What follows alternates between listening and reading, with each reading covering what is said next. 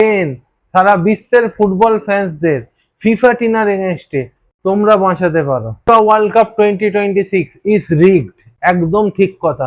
এ কথা আমি একা বলছি না, সারা ওয়ার্ল্ড বলছে।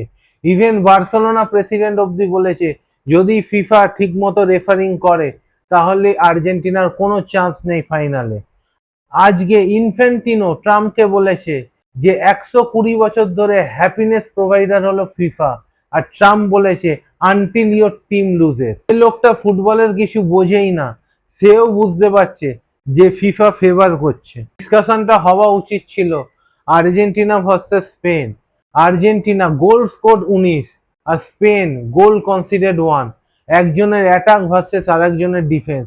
কিন্তু আমরা বাধ্য হচ্ছি এই ডিসকাশন করতে যে খেলাটা কি ফেয়ার হবে। 2024 সালে রড্রি আর মোরাটাকে গিব্রাল্টার স্পেন গান গাওয়ার জন্য এক ম্যাচ সাসপেনশন করেছিল ফিফা, কিন্তু সেমিফাইনাল ম্যাচে আমরা দেখেছি আর্জেন্টিনা পলিটিক্যাল মেসেজ ব্যানার তুলেছিল মাঠের মধ্যে।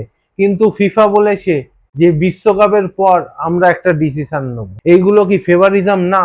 2010 সালে স্নাইডার চ্যাম্পিয়ন্স লিগ জিতেছিল, ইনিয়েস্তা ওয়ার্ল্ড কাপ জিতেছিল, কিন্তু গোল স্কোরড মোড়ের জন্য মেসিকে ব্যালন ডিওর দেওয়া হয়।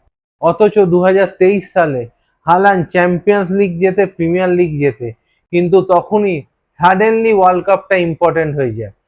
আর 2026-এও ব্যালন ডিওর টুইট করেছে নন ইউরোপিয়ান প্লেইং নেশনে কোনো প্লেয়ার ব্যালন ডিওর জিততেই পারে। আজকের খেলার অ্যানালিসিস করে কোনো লাভ নেই।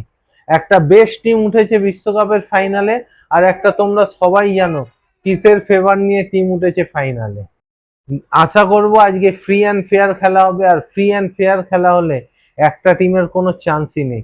তোমাদের কি মনে হয় কে জিতবে আজকে ফাইনাল?